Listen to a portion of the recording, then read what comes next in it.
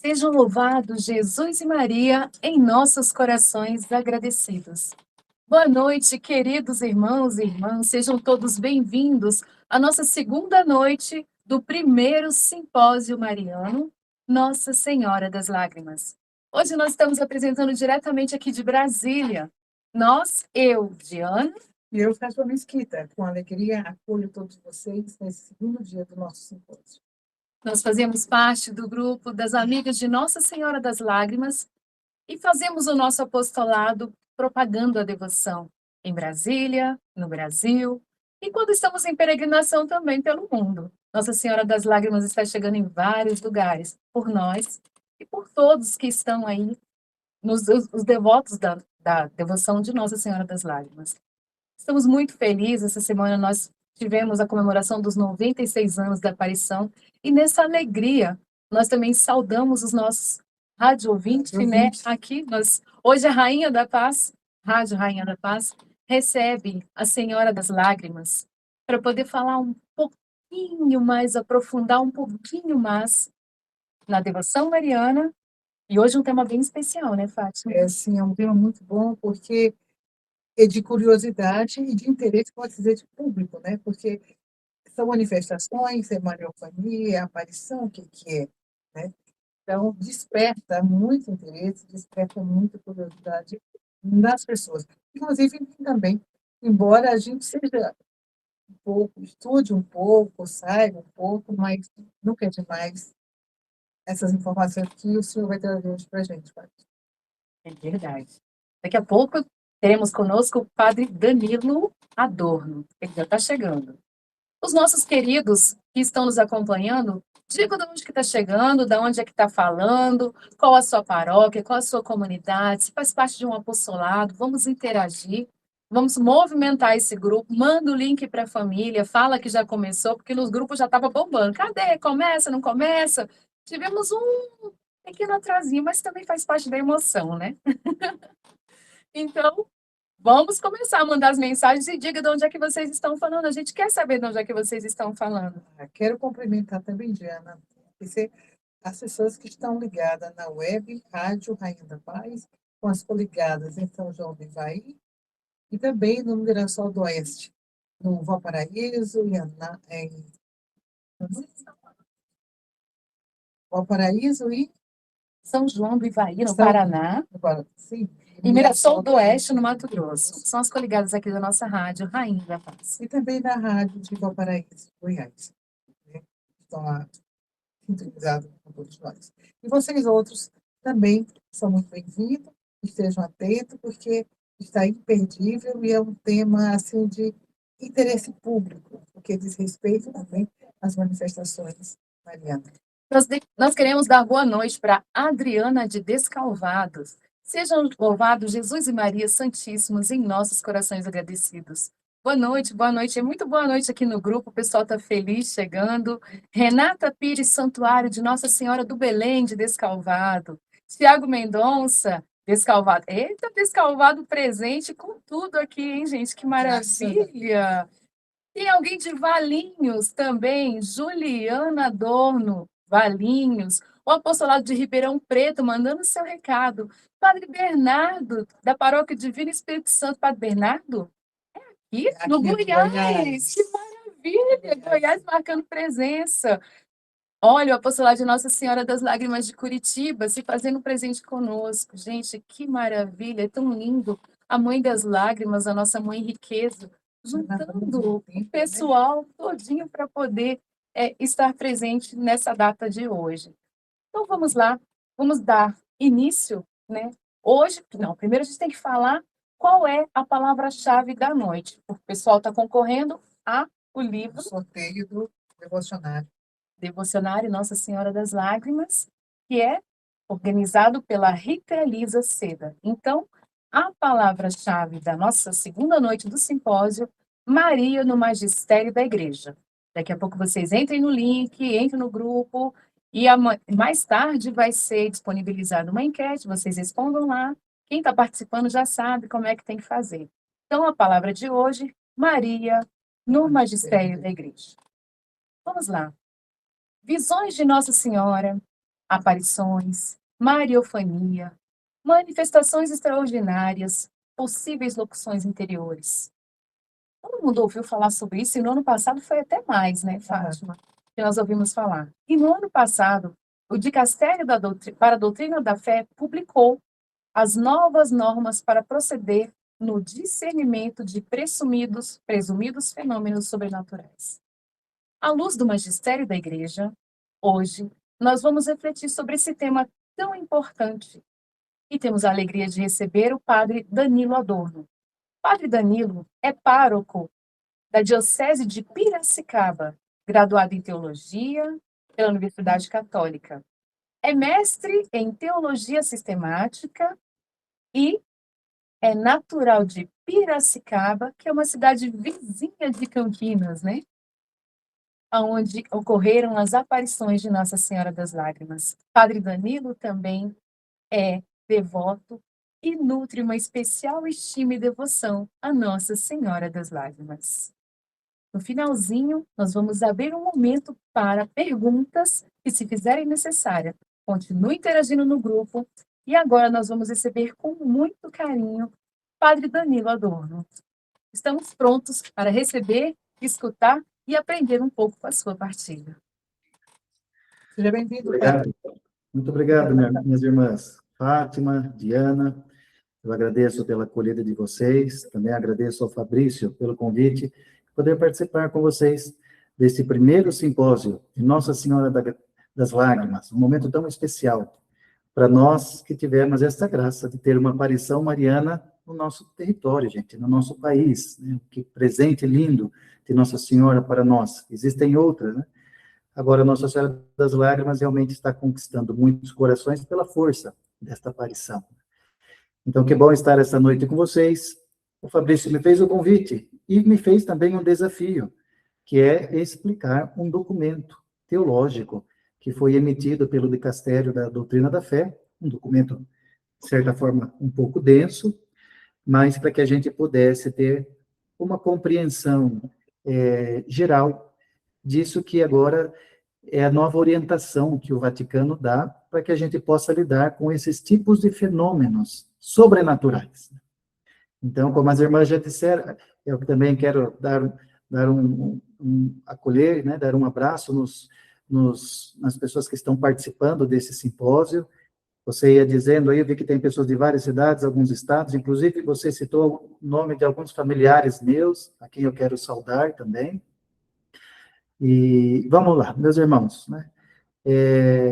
O Vaticano, a nossa igreja como mãe tem uma preocupação muito grande que a gente não se desvie, que a gente não caia em erros na nossa vida espiritual, erros doutrinários, erros de fé. Nossa mãe, a igreja, é muito prudente. E quando acontece algum fenômeno extraordinário, algum fenômeno sobrenatural, isso sempre causa muito alvoroço, né? Isso sempre causa muita convulsão nas pessoas, porque nós temos sede do sobrenatural. O mundo, o homem moderno, hoje, as pessoas, elas têm sede do místico, né? de uma revelação, de uma palavra que venha de Deus, que venha do céu para nós. Isso alimenta a nossa fé. E a gente sabe que existem inúmeros fenômenos que vão acontecendo ao longo da história da igreja, e dentre esses fenômenos existem aqueles que são fenômenos legítimos, verdadeiros, e também existem aqueles fenômenos que não são legítimos e verdadeiros. Muitas vezes não são nem fenômenos feitos com má intenção, mas às vezes são experiências que acontecem por conta de uma projeção pessoal de determinada pessoa. A pessoa também não tem consciência daquilo que acontece, e mais, também a gente sabe que muitas vezes já aconteceram fenômenos que foram feitos por pessoas que não tinham uma intenção correta, tinham a intenção de ficar rico, a intenção de enganar, então inventaram uma aparição, inventaram uma Nossa Senhora, uma imagem que aparece em determinado lugar, que chora sangue e assim por diante. Então a importância desse documento é justamente isso, para nos dar uma orientação clara, para que a gente possa discernir e saber como proceder em relação a esses presumíveis fenômenos sobrenaturais. Então, a partida, a igreja não vai dizer é um fenômeno sobrenatural. Não, a gente presume que possa ser. Então, para facilitar essa nossa reflexão, como é um documento teológico, como é um documento magisterial, esses documentos, normalmente, eles têm um caráter um pouco mais denso, um pouco mais explicativo, argumentativo. Eu fiz uma apresentação para facilitar um pouquinho, a gente tentar ser mais breve, mais essencial na apresentação desse documento. Então, eu vou compartilhar minha tela aqui com vocês, para que a gente possa acompanhar agora a nossa apresentação.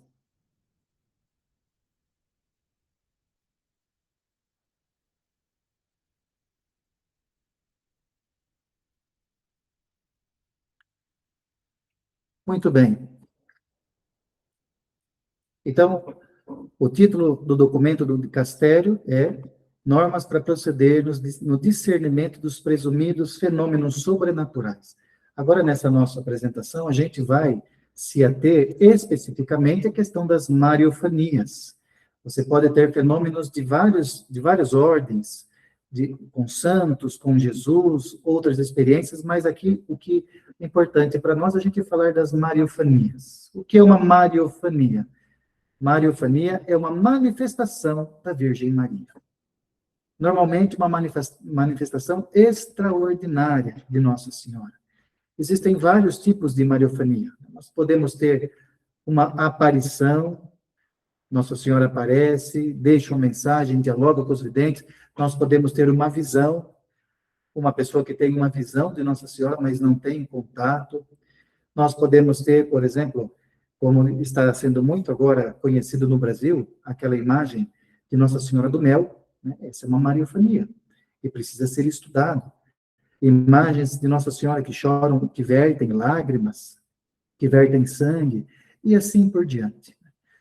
O que é importante a gente dizer? Quando Nossa Senhora aparece, ela faz uma revelação para o povo de Deus. Não para um determinado vidente. O vidente é só um canal. Ela quer trazer uma mensagem para as pessoas, para os filhos amados. Mas o dom da revelação é um dom dado ao vidente. Agora, a interpretação da mensagem, a validação da mensagem pertence à igreja. Esse é o primeiro ponto introdutório. A igreja, ela sempre, como mãe, é a responsável, o magistério da igreja, de dizer: isso pode, isso não pode. E isto aqui está um pouco suspeito, isso não está. Porque, como vocês sabem, muitas vezes já aconteceu pessoas muito carismáticas, que tinham dons místicos, que se reuniam e no momento da reunião aconteciam coisas sobrenaturais, a princípio, aparentemente, e depois a gente foi ver, aquilo não era verdade, aquilo era uma manipulação, aquilo era, muitas vezes, uma projeção de forças mentais que podem acontecer. Então, nesse sentido, a irmã Lúcia, vidente de Fátima, ela disse: o que eu escrevi o que eu vi. Não compete a minha interpretação, mas ao Papa. Que bonita essa consciência humilde dela. E depois também ela vai dizer: a interpretação não compete ao vidente, mas compete à igreja.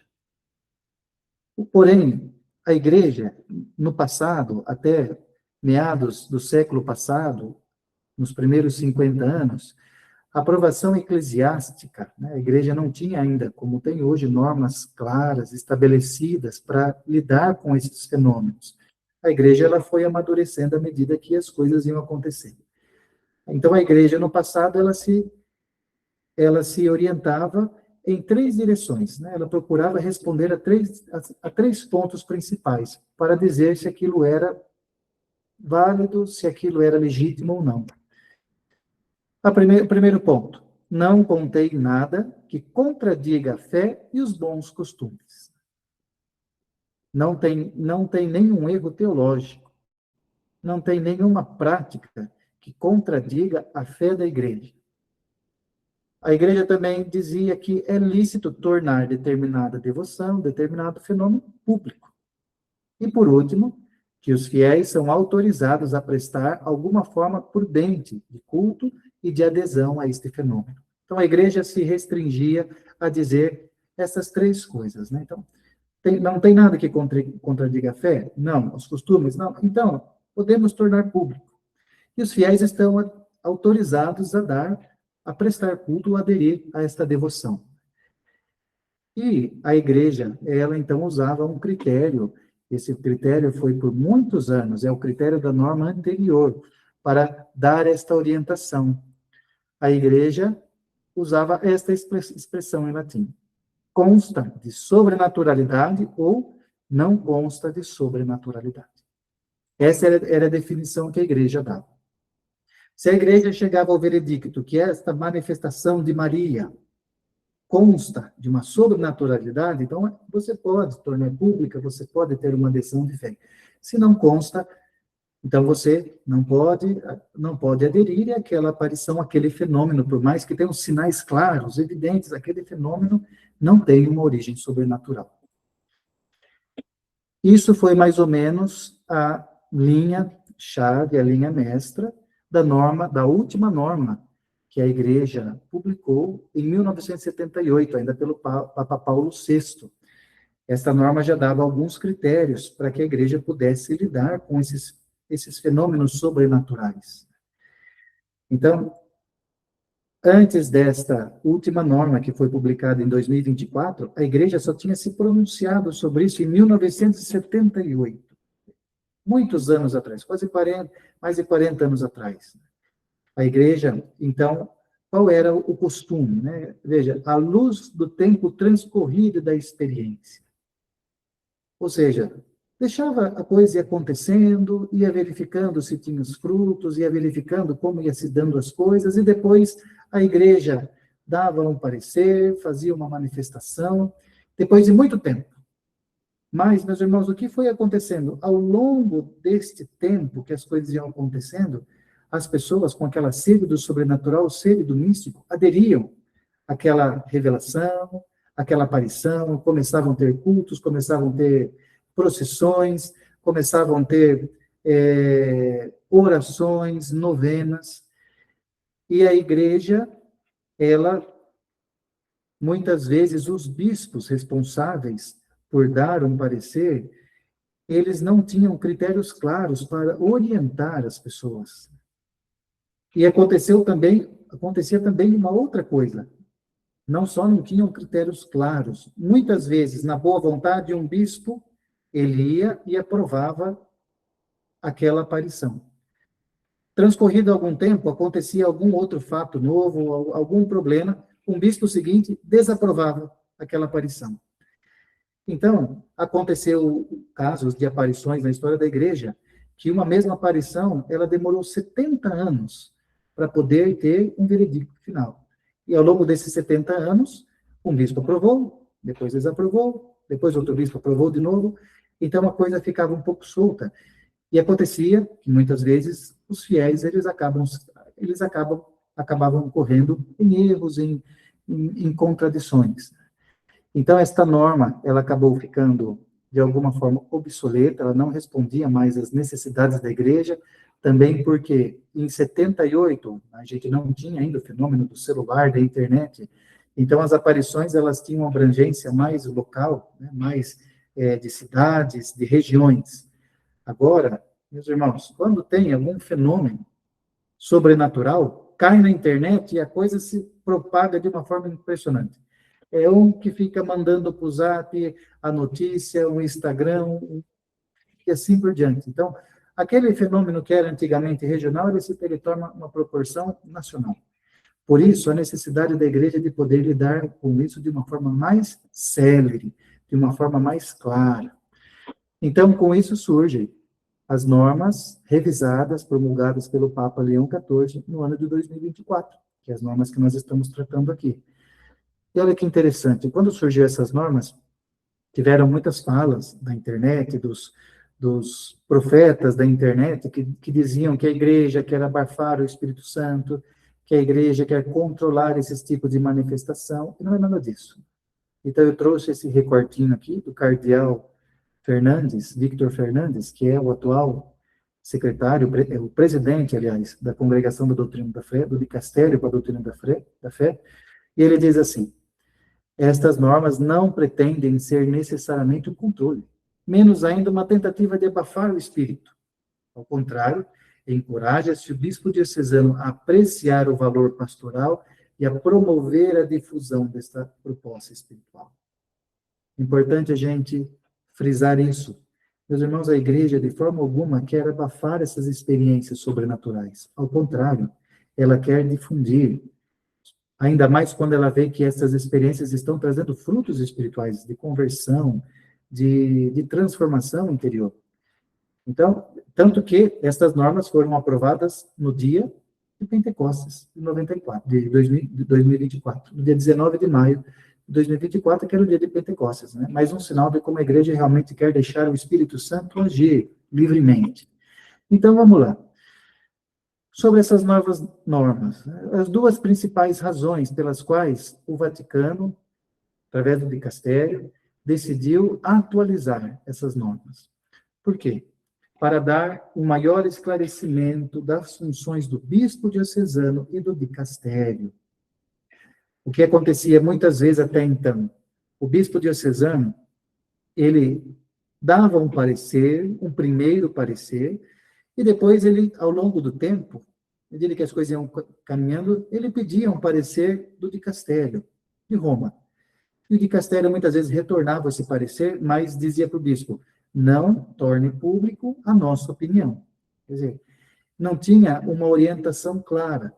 E tinha bispo que, como eu disse, no entusiasmo daquele fenômeno, dizia, esse fenômeno está aprovado, esse fenômeno é legítimo, pode ter adesão de fé. E depois, tempos mais tarde, o próprio dicastério tinha que reverter aquela decisão. Então, a primeira finalidade desse documento não é tanto para nós leigos, ou para vocês leigos, ou para nós sacerdotes, mas, sobretudo, para os bispos, para que eles saibam como lidar com essas aparições. E a segunda razão, que eu já disse, é para que esses processos não fossem resolvidos com morosidade, que pudessem ser mais céleres na tratativa deles. Então, qual é a principal mudança do antes para depois? Para agora. Como eu disse, antigamente, a igreja, ela esperava transcorrer o processo, a avaliação, ver os frutos para dar um veredicto de sobrenaturalidade ou não sobrenaturalidade. Porém, meus irmãos, para a igreja fazer isto, ela precisava recolher muitos dados, quer dizer, acompanhar com muita proximidade ao longo dos anos. Às vezes, aqueles fenômenos demoravam para cessar, e era um veredicto, de certa forma, vamos dizer assim, muito comprometedor. Quer dizer, era uma coisa de muita responsabilidade, você dizer, olha, esse fenômeno é sobrenatural, ou seja, vem de Deus, Deus quis que acontecesse. Então, agora, a igreja solicitou ao Papa Leão que, ao invés de dar um veredicto de sobrenaturalidade, a igreja possa dar o veredicto de nihil obstat, ou seja, de nada consta, nada obsta. Acontece determinado fenômeno, a igreja não vai se preocupar em dizer esse fenômeno vem de Deus, não vem de Deus, é humano. Não. A igreja vai dizer simplesmente nada consta. Ou seja, não tem nada nesse fenômeno que possa prejudicar a fé e os bons costumes, então é lícito tornar o culto, a fé, as orações desse fenômeno públicos, para a adesão das pessoas. Então, isso já muda muita coisa. A igreja, ela tira de si essa responsabilidade pesada de dar um veredicto decisivo, e ela dá um veredicto que, no fundo, abre as portas para que as coisas possam encaminhar, fluir, e com o tempo, sem pressa, sem pressão, a igreja ir acompanhando para ver qual é, no final, quando esse evento encerrar, qual é, de fato, a veracidade dele ou não. Então, por exemplo, né, aqui a gente tem um caso muito famoso, que são as aparições de Garabandal.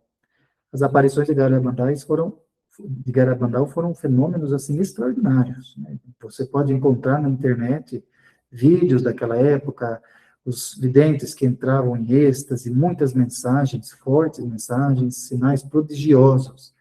Mas a igreja, depois de um bom tempo de estudo, de um bom tempo de reflexão, os bispos daquela diocese, depois foram eles se pronunciando e a igreja deu o veredicto de que não consta de sobrenaturalidade.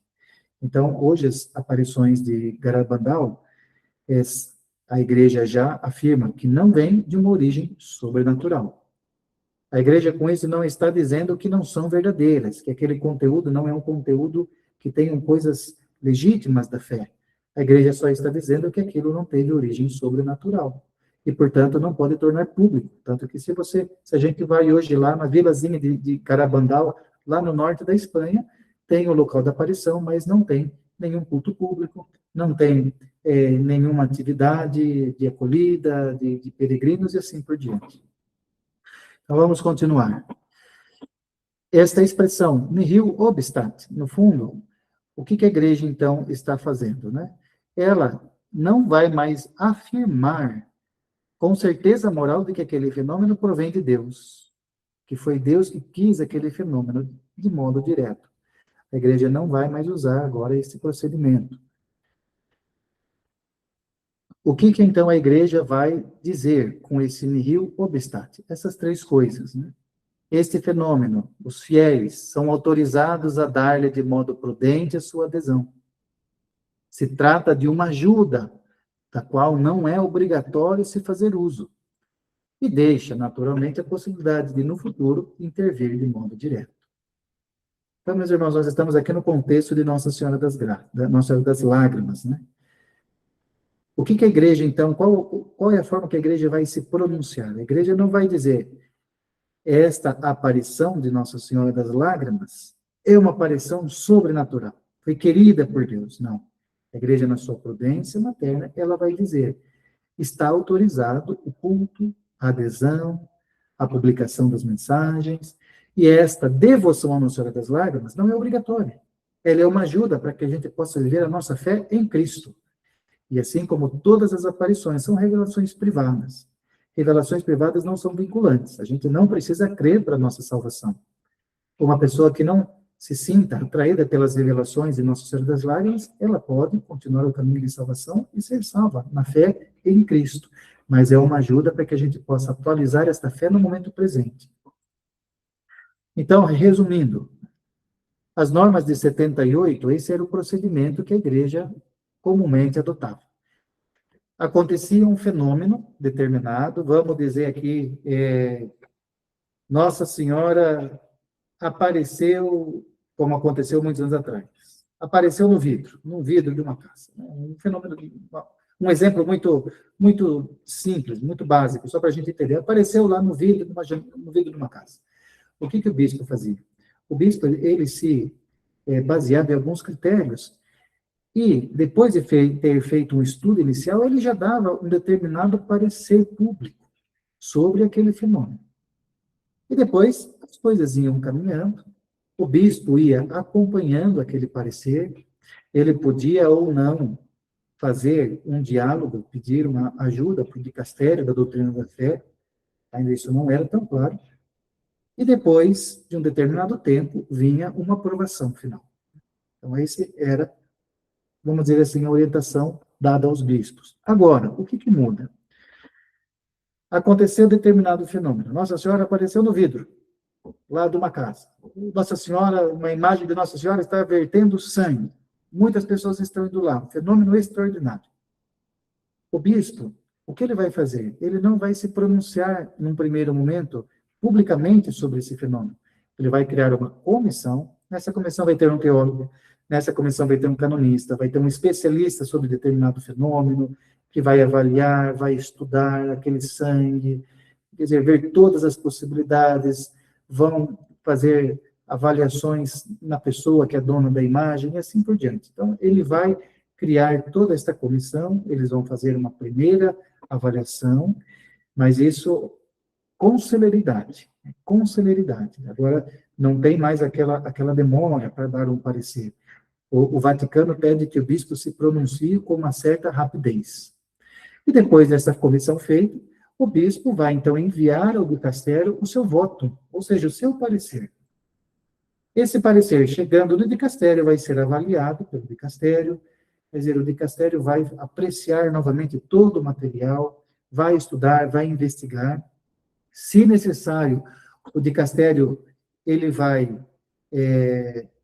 ele tem esta autoridade até mesmo de questionar a opinião, o voto do bispo, ou senão ele vai confirmar o parecer do bispo. Aí sim, o dicastério vai enviar ao bispo um parecer formal, oficial, e então, com esse parecer do dicastério, o bispo vai tornar público a orientação dada pela igreja.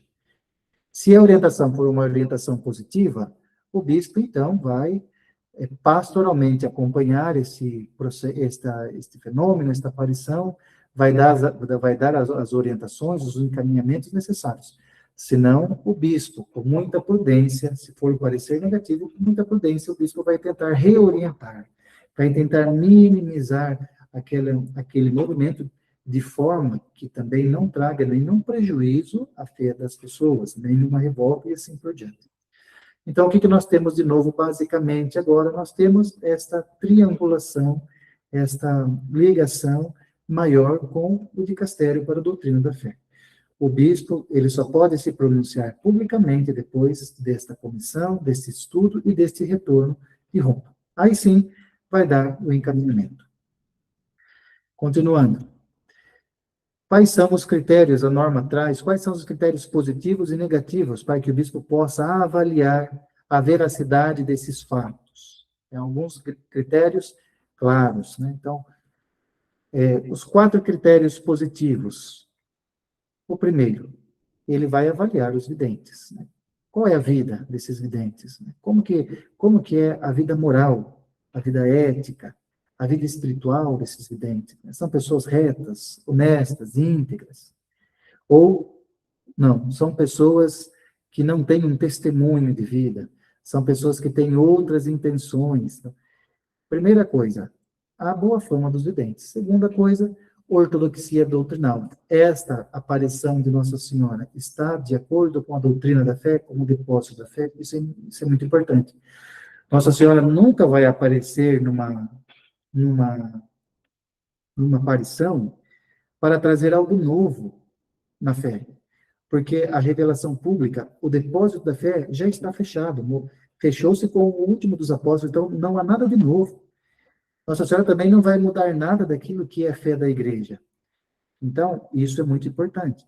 Por exemplo, por que as aparições de Medjugorje, que já acontecem há mais de 40 anos, ainda estão sendo acompanhadas com certo critério, com certa atenção? Por quê? Dentre as inúmeras, imensas aparições, mensagens de Nossa Senhora que lá estão, infinitas, né? Imagine 40 anos Nossa Senhora aparecendo.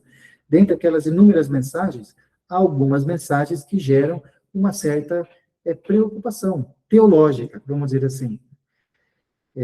Por exemplo, Nossa Senhora uma vez disse lá, o meu projeto de salvação. Então, isso teologicamente não está certo. O projeto de salvação não é de Nossa Senhora, o projeto de salvação é da Santíssima Trindade.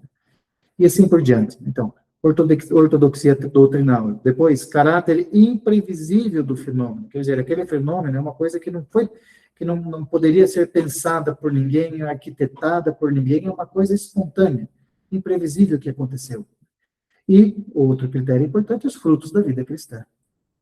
Nesta aparição, nesse fenômeno, estão tendo conversões, estão tendo mudanças de vida, as pessoas estão rezando mais, as pessoas estão buscando o sacramento da igreja, famílias estão sendo transformadas, ou não, ou ao contrário, as pessoas estão se tornando mais supersticiosas, as pessoas estão se apegando de forma um pouco mais radical àquelas mensagens de determinado vidente e levando aquelas mensagens ao pé da letra, em relação ao fim do mundo, em relação a coisas que vão acontecer na humanidade, em relação a fatos que ainda podem vir a acontecer e as pessoas ficam vivendo naquela expectativa.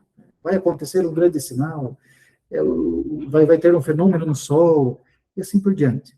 Então, isso muitas vezes acaba não gerando um processo de conversão ao evangelho, mas torna a pessoa, de certa forma, uma pessoa que vive uma superstição. A pessoa vive uma forma de uma fé ideológica, vamos dizer assim, muito centrada naquela determinada linha de determinado vidente.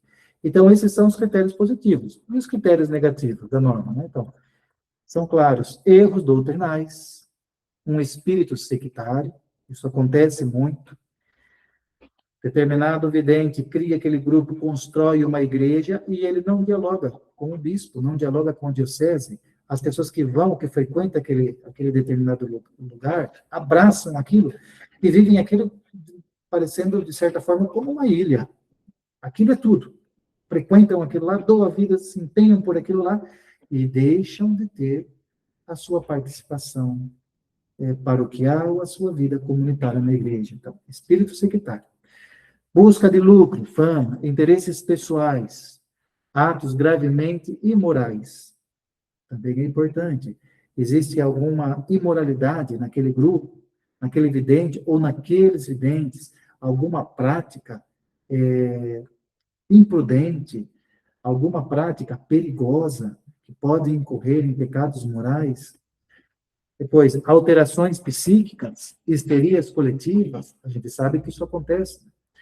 A gente não vai entrar nessa seara, mas psíquica. Mas a gente sabe que tem pessoas que são capazes de, com a força da mente, às vezes até mesmo inconsciente, gerar determinados fenômenos, gerar histerias coletivas, e aí uma pessoa acha que vê, outra pessoa acha que vê. Então, tudo isso é um sinal muito ruim de que aquela aparição é verdadeira. Aquele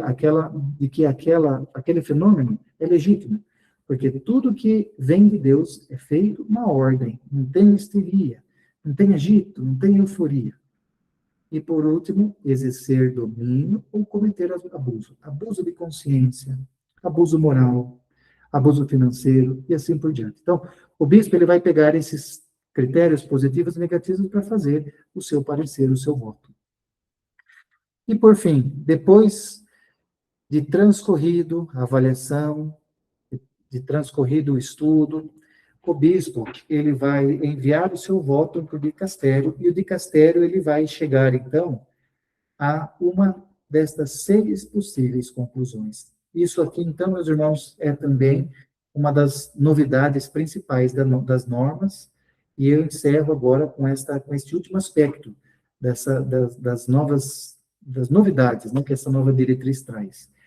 Ela, então, não vai apenas dizer é sobrenatural, não vai mais dizer é sobrenatural, não é sobrenatural. As novas normas vão dar uma outra orientação, que se baseiam nessas 6 possíveis conclusões. E agora a gente vai entender um pouquinho dessas 6, tá? De forma muito resumida. A primeira conclusão é, vamos dizer, a mais positiva. Nada impede, nada obsta, nihil obstate. Ou seja, em meio a esta experiência, existem muitos sinais do Espírito Santo. A igreja não vai dizer que essa experiência é do Espírito Santo, mas que em meio a ela existem sinais, frutos verdadeiros de conversão, de transformação. Então, o que a igreja vai dizer? Nada consta. Você pode promover a difusão. Você pode promover o culto desse determinado fenômeno. Segunda conclusão, pré-oculis habeatur, ou seja, seja tido diante dos olhos. É um fenômeno que está tendo bons frutos, que está tendo bons sinais, mas tem algum risco de algum problema doutrinal, de algum problema pastoral, alguma confusão. Então, o que a igreja diz para o bispo? Fica de olho, vai acompanhando, vai discernindo, vai dialogando, seja próximo dos videntes, dos interlocutores. Então, a igreja não impede que este fenômeno continue acontecendo, mas o bispo tem que ficar numa vigilância maior, mais contínua. A terceira conclusão é curator. Aqui já é um alerta um pouco mais sério. Ou seja, tenha cuidado. O Vaticano diz para o bispo, tenha cuidado com esse fenômeno. Porque tem elementos críticos, tem elementos sérios, porém, esse fenômeno pode já estar sendo difundido, alastrado, você tem certos frutos espirituais, esse fenômeno está atraindo muitas pessoas, as pessoas estão indo lá, estão frequentando, mas tem coisa aí que não está cheirando bem. Então, tenha cuidado. A igreja desaconselha que o bispo proíba esse fenômeno, mas também não encoraja, não aconselha que o bispo promova esse fenômeno. Então, o bispo vai buscando certas alternativas, vai tentando reorientar, vai tentando minimizar, vai tentando oferecer uma outra alternativa de fé, de experiência ali próxima das pessoas e assim por diante. Né? Mas muitas vezes pode acontecer de que as pessoas que já estão lá devotas, amando aquela experiência, pondo a sua confiança naquela experiência, acabem se sentindo, de repente, revoltadas, não satisfeitas com esta opinião. Aí, meus irmãos, o que é importante? As pessoas entenderem que a interpretação cabe à igreja. Enquanto a igreja não dá um parecer, por mais que você tenha feito uma experiência mística, de conversão, você tenha recebido um milagre, você tem que ser muito prudente e ficar com aquilo que a igreja diz. E, por fim, as 3 conclusões, vamos dizer assim, mais negativas que podem acontecer. A quarta é sob ordem. Ou seja, o fenômeno pode ser um fenômeno positivo, mas ele não está sendo utilizado para uma finalidade correta. Está sendo finalizado para enriquecer as pessoas, para que as pessoas possam ganhar dinheiro, ficar famosos, ter influência e assim por diante. Ou quando muitas vezes os videntes, os interlocutores, não buscam uma comunhão com o bispo. Isso é perigoso, por exemplo. Eles não querem, não são dóceis à orientação da igreja. Isso é um sinal de alerta muito sério. Então, o que acontece? O bispo, ele assume pastoralmente a condução daquele evento. Aí é a autoridade da igreja que se faz presente. Então, a quinta conclusão é ainda mais séria, é proibido, seja obstruído. Então, quando a igreja entende que determinada aparição tem elementos críticos e graves, riscos, né? Quer dizer, vai pôr em risco a pureza da fé, a boa intenção dos fiéis. Vai extorquir, vai manipular, e assim por diante. A igreja, então, ela vai se pronunciar publicamente, dizendo que a adesão a esse fenômeno é proibida. E, por último, que vamos dizer assim, o mais grave de todos, é uma declaração de não sobrenaturalidade. A igreja vai dizer, este fenômeno não é sobrenatural, não vem de Deus, e a igreja vai também desaconselhar, proibir esse fenômeno. Então, por quê? A igreja vai constatar que ali existem mentiras, existem falsificação, manipulação, intenções erradas, e assim por diante. Então, veja que a igreja, ela não vai mais se pronunciar a favor da sobrenaturalidade, mas, se necessário, ela vai sim se pronunciar dizendo que lá não há sobrenaturalidade. Ok? Então, para a gente, agora já encerrando, existe ainda esta exceção. O bispo, nem as conferências, nem o dicastério da doutrina da fé tem legitimidade para dizer que tal fenômeno é de origem sobrenatural. Apenas o santo padre Papa poderá fazê-lo. Então, esse é o munus petrino, né? O Papa tem, por poder investido por Jesus, poder de ligar e desligar. Então, em casos excepcionais, o Papa pode, sim, se pronunciar e dizer, esta aparição, esse fenômeno tem origem sobrenatural. Ou seja, foi querido por Deus. É uma verdade que desceu do céu para nós. Isso pode acontecer, é claro que isso são fenômenos e casos muito excepcionais. Por fim, então, nós estamos num congresso de Nossa Senhora das Lágrimas.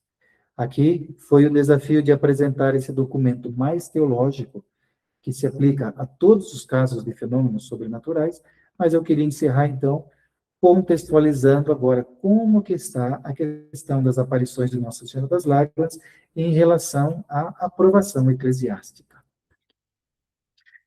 Então, vocês sabem que, quando os fenômenos começaram a acontecer, no final da década de 30, Até então, o arcebispo de Campinas era o Dom Francisco de Campos Barreto.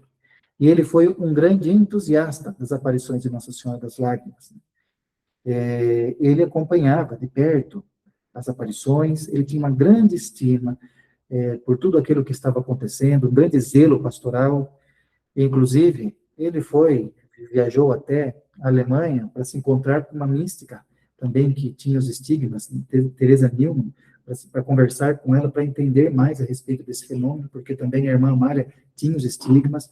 E o Dom Barreto, um ano após Nossa Senhora das Lágrimas aparecer para a irmã Amália, ele já emitiu um decreto diocesano aprovando o culto e a aparição, as mensagens. Logo depois, ele também deu um imprimatur diocesano, liberando a publicação da coroa, das orações, das mensagens e assim por diante. Então, a gente, lendo os registros históricos, a gente vê que o Dom Barreto realmente era um grande entusiasta. E o que ele fez, ele fez o que pôde para fazer com que essa devoção pudesse se expandir e pudesse ser reconhecida. E, de fato, naquela primeira década, depois das aparições, a Nossa Senhora das Lágrimas teve uma projeção muito grande.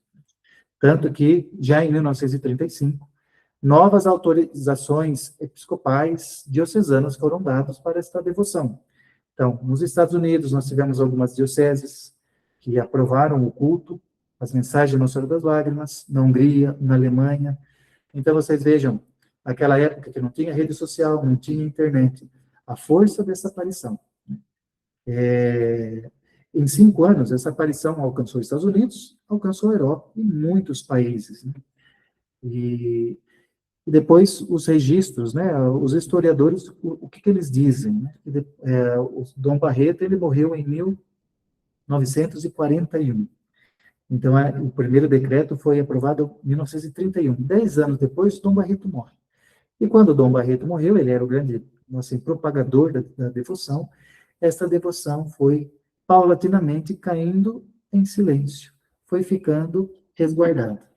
Então, a igreja, por prudência, foi minimizando, foi silenciando as aparições, e, como a gente sabe, essas aparições acabaram ficando no silêncio por muitas e muitas décadas. A gente ela veio novamente à luz recentemente, como vocês sabem. E, por fim, em 2023, o novo arcebispo, agora de Campinas, o Dom João Miller, ele vai acompanhando as aparições, ele vai acompanhando agora todo esse movimento que tem acontecido em Campinas, e vocês sabem que lá em Campinas nós temos agora o santuário de Nossa Senhora do Carmo, é um santuário, uma basílica menor, ali na região central de Campinas, uma igreja muito bonita, e lá tem uma imagem de Nossa Senhora das Lágrimas. E aquilo lá, aquela imagem está lá com o culto público. Né? Então, o culto de Nossa Senhora das Lágrimas ali, né, em Campinas realmente está crescendo bastante. Até então, eu fui lá visitar faz uns 2, 3 anos, e o pároco, o reitor daquele santuário, ele me disse que tem a intenção de que seja construído um santuário em honra a Nossa Senhora das Lágrimas em Campinas, mas eu não sei dizer agora que pé que está esse processo, né? E, por fim, o Dom João Miller também, em 2023, enviou um pedido para que fosse feita a abertura do processo de beatificação, da irmã Amália. Aqui eu coloquei canonização, né? Agora, eu só fiquei na dúvida, eu acho que é o processo de beatificação, talvez eu tenha colocado aqui. Depois, no final, as irmãs a gente pode verificar. E, por fim, está sendo feita toda uma documentação para que esta documentação, esse estudo, né, essas fontes, esses textos relacionados à aparição sejam enviados ao dicastério para a doutrina da fé, para que depois, futuramente, o dicastério possa dar um parecer final, um encaminhamento oficial sobre as aparições de Nossa Senhora das Lágrimas. Então, meus irmãos, encerramos por aqui a apresentação.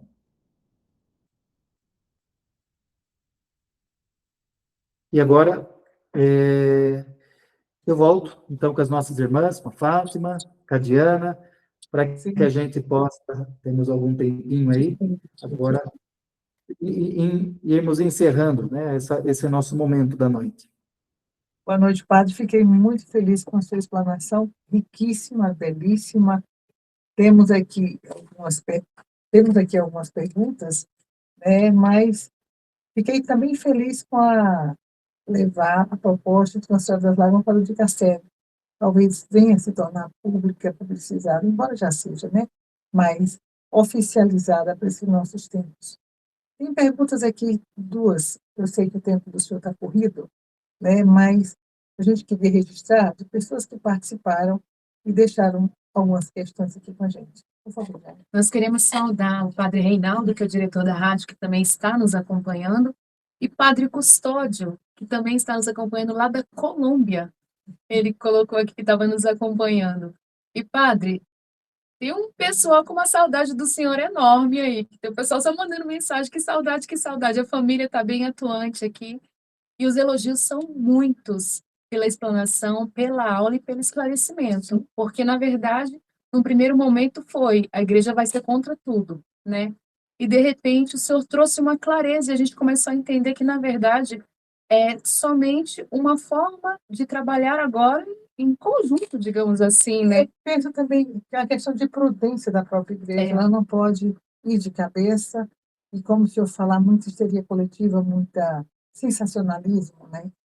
E não dá para você abraçar tudo, ficaria uma coisa meio irresponsável. E a igreja, ela sempre ficou ali firme na sua prudência e na sua calmaria. Mas, enfim. Vamos para a primeira pergunta. Vamos fazer duas perguntas aqui. O senhor tem uma pessoa, a senhora chamada Rita Leonina Cardoso. Gostaria de saber a opinião do Padre Danilo sobre as aparições de Anguera para o vidente Pedro Regis. Dá uma outra segunda pergunta. E uma outra pergunta, que a gente já passa as duas, o senhor faz. Padre Danilo, Nossa Senhora apareceu para algum vidente não católico? Nós temos algum registro? O senhor tem conhecimento? Ok, então, a primeira pergunta em relação às aparições de Anguera, que são uma aparição que também está ganhando uma grande projeção nacional, isso aqui não é nem a minha opinião, né? É aquilo que é o parecer já da igreja em relação a este fenômeno que está acontecendo lá na Bahia com o vidente Pedro Regis, né? Já tem um decreto, isso já emitiu há algum tempo atrás, um decreto dizendo a respeito dessas aparições, inclusive esse decreto está disponível na internet, quem quiser pode entrar lá no Google e pode ler. E esse decreto ainda não foi, a resposta não foi dada ainda em cima do parecer das novas normas, né, dessas novas conclusões. Mas, em outras palavras, né, o bispo ainda não aconselha, também não diz que não são verdadeiras, não diz que são coisas erradas, mas ainda ele pede muita prudência, ele não aconselha assim, a visita, a promoção desta devoção, não encoraja esta devoção, porque ainda ele diz que ele tem tido diálogo, né, ele tem acompanhado o vidente, mas com muita prudência, Então, eu acho que aqui, como são muitas revelações, muitas mensagens de Nossa Senhora, é justo que o bispo haja com muita prudência, né? Porque também, se o bispo encoraja uma aparição dessa, gera-se, de certa forma, um risco, né, de que alguma coisa possa acontecer, alguma confusão doutrinal, alguma confusão teológica. Então, o bispo vai acompanhando, ele não promove, ele não encoraja publicamente essa devoção, mas também ele não nega e não diz para que as pessoas não procurem. Então, tá deixando caminhar para ver como que as coisas vão agora, vão se conduzindo, e o que eu acredito que vai acontecer agora, com a promulgação dessas novas normas, possivelmente vai haver, em breve, um novo decreto para ter um posicionamento agora alinhado com essas novas diretrizes, né? Essa é a primeira pergunta. A segunda pergunta, se Nossa Senhora já apareceu para uma pessoa não católica. Olha, já apareceu. Inclusive, eu já conheci um vidente, que era um vidente evangélico, que era pastor, uma igreja evangélica, e esse vidente teve uma aparição da Virgem Maria. Claro que foi uma revelação privada, que essa aparição não foi aprovada pela igreja, mas eu tive, muitos anos atrás, eu tinha 10, 12 anos de idade, Esse vidente veio à minha cidade, Piracicaba, eu participei, presenciei ali um momento de aparição, que foi um fenômeno muito místico, um fenômeno muito forte, aconteceram sinais fortes, assim, que me impactaram como criança, e era um pastor protestante. De repente, aquele homem teve uma conversão, assim, espetacular, se tornou um homem piedoso, apaixonado pela Virgem Maria, apaixonado pela igreja, e a fala dele, né, as mensagens dele não eram mensagens assustadoras, ao contrário, era mensagem de conversão, mensagem de amor a Deus e quer dizer, mensagens de piedade. Então, assim, esse foi um caso, certamente tiveram muitos outros casos, né, porque a aparição de Nossa Senhora, esses critérios, essas normas são critérios humanos. Nossa Senhora aparece com outros critérios, com critérios de Deus. Os critérios de Deus são imperscrutáveis, a gente não compreende a mente de Deus. Então, Deus, ele pode querer, ele pode permitir uma aparição a quem ele bem desejar, por uma criança analfabeta, como apareceu lá em Lourdes, por um protestante, por uma pessoa ateu, e assim por diante. São desígnios que a gente, misteriosos de Deus, né?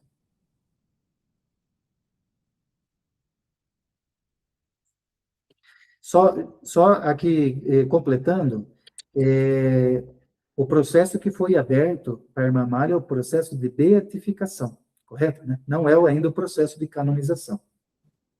Sim, nós íamos falar agora, nós íamos corrigir. O processo de beatificação que foi aberto em 23 de julho de 2023, 22 de julho de 2023, pelo atual bispo, né, do Inácio Miller, lá em Campinas. Foi montada uma comissão e está em andamento, e nós estamos em oração para ver como é que se dá esse processo e tomara que saia logo. E que seja positivo, né? Porque Irmã Amália, ouvindo as histórias de Irmã Amália, lendo, aliás, lendo as histórias, os escritos a respeito, o senhor mencionou a Teresa Nilma, lá da Alemanha, né? Teve outras pessoas também que, depois de Dom Barreto, vieram e também justificaram e afirmaram as mesmas coisas dela, outras videntes, inclusive aquele Dom Henrique, lá de Alagoas, né? Ele tinha uma pessoa que tinha uns dons, e ela foi a Campinas, fez as pesquisas junto com o professor Rafael Tomão, confirmou muitas coisas que ocorreram nos tempos idos das aparições, e tudo leva a crer que espero em Deus, né, pela lágrima de Nossa Senhora, que essa beatificação de uma Amália aconteça, porque ela ainda hoje faz prodígios. Ela mesmo falou, quando eu morrer, que as coisas vão acontecer de fato. E de fato estão acontecendo. Tivemos em Campinas, tivemos em Taubaté algumas vezes, e ouvimos algumas histórias fenomenais a respeito de Irmã Amália também, nessa ordem de pós-morte, e também de quem visita o túmulo dela. Só uma observação, na verdade, foi aberta a comissão, né, de investigação e de estudos, ainda não foi aberto o processo de beatificação, é só a comissão que foi criada. Então, o processo foi iniciado nesse sentido, de criar uma comissão para começar os estudos e aí dar andamento. Okay? Inclusive, a biógrafa dela, que eu admiro, me considero muito, Riterita, faz parte dessa comissão. Que bom, isso Certo. é bom a gente, os termos teológicos é bom a gente deixar bem precisado para a gente não incorrer em alguma dúvida e assim por diante. Então, muito bem colocada essa observação. Ótimo. Padre Danilo, coração aqui rico, hoje mais uma noite mais rica. Nós queremos agradecer de coração por essa partilha, por esse ensinamento.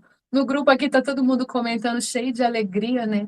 Por essa clareza que trouxe para a gente, né? Nessa noite. E todo mundo sai um pouco mais rico. E o senhor terminou com Nossa Senhora das Lágrimas, né? Que nós estamos no simpósio de Nossa Senhora das Lágrimas, comemoramos os 96 anos das aparições, então 96 anos do início da devoção, podemos dizer assim, das lágrimas. É muita riqueza, a nossa mãe riqueza, essa nossa devoção. A gente só tem a agradecer por essa noite, por essa partilha, por essa riqueza, pelo sim do Senhor e estar conosco, por mais que esteja com a agenda corrida, né, como o senhor falou um pouquinho antes com a gente, mas o Senhor está aqui, esteve conosco desde lá do começo, quando foi sonhado esse simpósio, né? Então, na amizade veio um sim, Nossa Senhora já tinha preparado todo esse momento. né, para acontecer. E a minha agradecimento mais ainda vai por essa desmistificação que o senhor fez dessa devoção, que tem muita gente ainda reticente, gente até da igreja, acredita, mas não acredita, vai, mas não vai. E o senhor deixou bem claro que as coisas estão aí, o processo de legitimação da igreja, indo, passando para o dicastério, também está encaminhado, o processo de beatificação de Irmã Amália está engatinhando ainda para também ser legitimado. Talvez agora, com esse número de pessoas que estão participando do nosso simpósio, venha mais, assim, tipo, mais firmeza e, assim, mais coragem e credibilidade, né, da aparição e também de uma malha como vidente.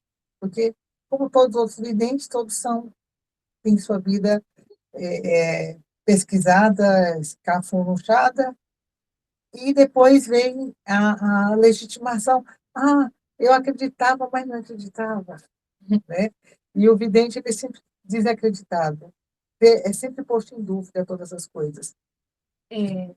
Padre Danilo, nós pedimos para o Senhor conceder-nos a bênção e a todos que estão nos acompanhando, permaneçam. O Padre Danilo tem compromisso, mas nós vamos continuar para poder dar os avisos, como é que vai acontecer, porque amanhã nós temos um terceiro dia com muita surpresa. E hoje um dia também, né? É nosso último dia. Então, Padre Danilo, com o Senhor, nós queremos essa bênção para encerrar o nosso segundo dia do primeiro simpósio mariano. Olha, antes da bênção, eu queria mais uma vez agradecer, Fátima, Diana, o Fabrício, que está aí nos bastidores, pelo convite que vocês me fizeram para a gente poder estar juntos aqui com vocês nesse momento, né, que é um momento importante, sonhado, rezado, querido, certamente também por Nossa Senhora das Lágrimas, né? Hoje foi um desafio também para mim, porque a proposta era que eu apresentasse, né, um estudo mais teológico, né, de um documento que é o documento magisterial. Então, eu tentei, apesar de ter tentado enxugar um pouquinho, eu reconheço que ficou um pouquinho exaustivo, então eu agradeço a paciência de vocês que participaram, né, mas é importante, né, minhas irmãs? É importante a gente também entender um pouquinho essas coisas que nem sempre são tão acessíveis para nós, né? E olha, eu desejo que vocês tenham uma continuação de simpósio muito abençoada amanhã, aquilo que ainda vai vir. Como eu disse, estou feliz de participar, porque eu trago uma devoção pessoal, de coração, Nossa Senhora das Lágrimas. Estou aqui do lado de Campinas. Eu penso assim, nossa, eu sempre fui tão devoto de Nossa Senhora de Fátima, muito devoto. Inclusive, morei em Portugal. Eu falei assim, agora Nossa Senhora... quando eu descobri que Nossa Senhora apareceu na cidade vizinha da minha casa, que eu pego o carro em meia hora eu estou lá, falei, Jesus amado, mas que presente de Deus para nós é esse? Né? Então, realmente, né, um presente de Deus para nós. E eu queria, então, encerrar, antes de me despedir de vocês, eu vou realmente precisar de sair, porque agora tem que sair meio rápido aqui, eu tenho confissão comunitária, mas eu estou com a minha imagem aqui de Nossa Senhora das Lágrimas, e queria pedir, pela intercessão dela, uma bênção especial para todos vocês que estão participando desse simpósio, amigos, também os familiares, as pessoas que são devotas a Nossa Senhora das Lágrimas, que esta bênção alcance todos vocês, suas famílias, seus lares, as intenções que vocês trazem no coração. Que pela intercessão da Virgem Maria, nossa Mãe das Lágrimas, que desça sobre vós, vossas famílias, a bênção e a proteção de Deus Todo-Poderoso, o Pai, o Filho e o Espírito Santo. Amém. Amém, minhas irmãs. Uma boa noite para vocês. Deus abençoe e uma boa continuação de live. Tchau, tchau. Obrigada, Padre. Boa noite para o senhor também. Fica com Deus e mais uma vez, muito obrigada. Muito obrigada, Padre Danilo. Boa noite. Boa noite. Agradecemos a todos os nossos irmãos que estão nos acompanhando, a cada um que esteve conosco ao vivo, pela rádio. Gente, é lindo, nós vimos tantos nomes aqui no grupo participando conosco, pessoal de Brasília, pessoal de Escalvado, pessoal de Piuí, Minas Gerais, o padre da Colômbia, ontem nós tivemos da Itália, Padre Bernardo, Lusiânia, Valparaíso, Mato Grosso do Sul, o pessoal participando, Nossa Senhora, junta os dela, dá um jeito de fazer a participação. Então, quero agradecer a oportunidade o Apostolado das Lágrimas de Curitiba, através do Fabrício Aquino, né, que está coordenando esse trabalho. Os nossos irmãos do Apostolado de Descalvado também. E São José do Rio Preto, nós estamos juntos, né? Graças a Deus, apostolados em unidade. Nós estamos trabalhando e atuando para a propagação da nossa devoção da Mãe Riqueza. Gente, amanhã nós temos novidade. Amanhã não faltem, porque nós temos novidade. E não esqueçam, nós temos hoje ainda, lembrando a todos, daqui a pouco vai ser disponibilizado no grupo, inclusive o link está aí no grupo, no nosso chat. Qual é a frase, a palavra-chave dessa segunda noite, Fátima? Maria no magistério da igreja. Tá Depois da difícil? explanação dessa daí, como é que ela não está no magistério da igreja? Agora eu me lembrei aqui da palavra do padre. A gente corre tanto atrás das aparições fora do Brasil e ficava triste porque Nossa Senhora ia para todo canto e não aparecia no Brasil. Veio Aparecida com a imagem, mas ela de fato veio. Veio em 1930. Veio, se manifestou a irmã Amália, deixou mensagem, deixou pedido de cunhamento de medalha, deixou a coroa das lágrimas e ainda disse: meu filho já ensinou essas orações. O que me deixou impressionada hoje é que, contemporaneamente aqui, enquanto Nossa Senhora das Lágrimas e Jesus se manifesta no Brasil, ele também estava na Polônia, levando a misericórdia. E ele disse que a coroa das lágrimas é um imã da misericórdia. Então, as duas se complementam. Então, rezem a coroa também. Estou vendo aqui um aviso que o tempo está acabando. Já estamos indo, Fabrício? Um abraço para Tá você, Lu, e para o apostolado de Ribeirão Tá. Preto. Estamos todos juntos, gente. Amanhã não percam. Amanhã temos mais novidades. A palavra-chave do dia: Maria no Magistério da Igreja. Gente, Nossa Senhora das Lágrimas nos chama. E amanhã nós estaremos juntos em unidade para poder encerrar o nosso terceiro dia desse nosso primeiro simpósio.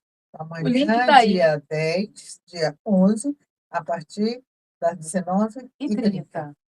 Boa noite. Que Nossa Senhora das Lágrimas continue intercedendo por todos nós. Uma boa noite, fiquem com Deus.